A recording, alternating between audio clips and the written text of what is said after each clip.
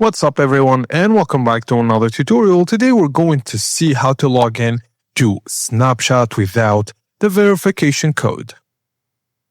So firstly, open Snapchat and tap your profile icon on the top left.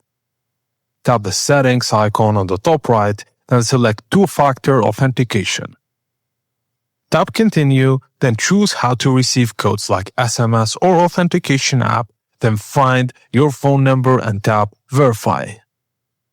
Now, why Snapchat requires a phone number? It used to send verification codes, help secure your account from unauthorized access, and required during sign up and login or new devices. So from now on, all you will have to do when you try to log into Snapchat is to enter the authenticator code.